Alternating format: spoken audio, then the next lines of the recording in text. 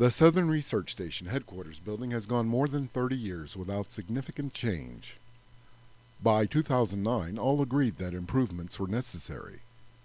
But would the SRS budget be enough to meet the needs?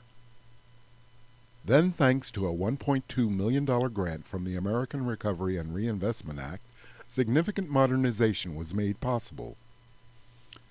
The building is undergoing a thorough renovation. Energy efficiency is being increased, and there is now a significant reduction of water use. SRS headquarters building engineer Mark McDonough gives more details. The Recovery Act project at the SRS headquarters has made some significant changes to the facility and for the employees. We've done a lot of work on the heating, ventilation, and air conditioning system to make it much more efficient. We've also upgraded the entire lighting system in the building, which is also going to make a significant energy improvement.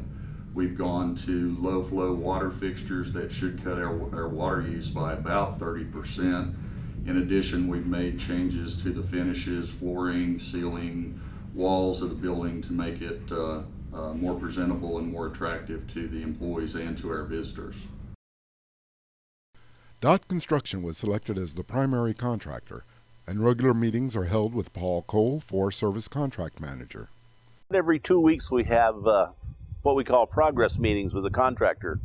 And when we have a contract of a long duration such as this one is, we have those to make sure that the contractor stays on schedule, to get his people in to do estimates for the new work that needs to be completed that we have found in disrepair.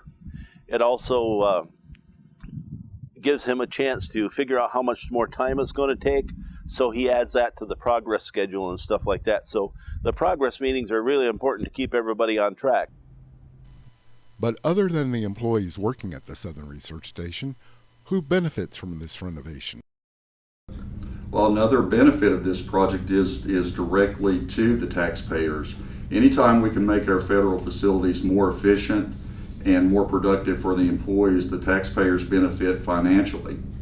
We're estimating that the cost here, the overall energy cost of this building may be reduced by as much as 35% because of this project. And that translates into dollars. Every day, in every corner of the building, progress is made repairing and upgrading. What we're doing here today is doing the painting of the window trim, which is very high off the ground, of course, as you can see. And they're also checking for rot around the trim, adding new caulking, which is probably about 15 or 20 years old at least. And the other thing they're doing is we've had woodpecker damage, and so some of the trim actually has to be replaced in different parts of the building. But presently and stuff, we're just doing inspection, painting, and caulking. We haven't run into any deterioration at this point where we need to go ahead and redo the trim. Perhaps the most dramatic renovation endeavor was the replacement of the building's cooling unit.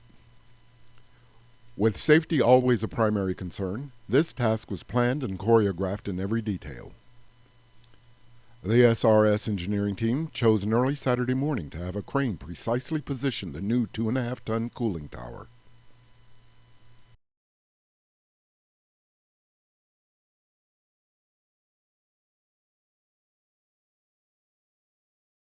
Paul Cole describes the efficiency of the new cooling tower. This is a high efficiency cooler. It only has one fan. The one fan is run by the electric motor up there, and the one fan is made for silence. So when this thing is running at high capacity, the people working in the building right adjacent to it don't hear the airflow, nor do they hear the water flow, or do they get any noise from the fan. Mark McDonough explains how the renovation project has created a number of good jobs for the local economy. Well, in talking with Dot Construction, and from their information that over 60 local people have been put to work on this project, I think there will be a tremendous positive impact to Western North Carolina. I know in talking to the contractor, the subcontractors, employees, they all expressed gratitude for this project and being able to work on it, which ensures they either were employed or maintained their employment because of this project.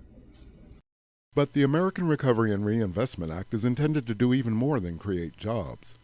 Dennis Boone of Dot Construction and Paul Cole describe how it also promotes investment and consumer spending. As a contractor, I mean, this is a great opportunity for us to get a nice contract. It gave us the opportunity to employ, I think, up to 50 people on this particular project with all our subcontractors and our own people here. It gave us an opportunity to come into the Asheville market, and hopefully we'll be able to, have a home here for a little while. So we're real excited about what the American Recovery Act has done for us as far as a company. Yeah, the Recovery Act money not only is for employing people and subcontractors like Dennis said, but it also, if you sit down with a contract and figure up all the suppliers across the country that send materials in that have been ordered to incorporate it into the work of the contract, so there's a lot more indirect people working that is not even thought of, rather than the ones just right on the job doing the work. So the Recovery Act stuff really puts a lot of people to work.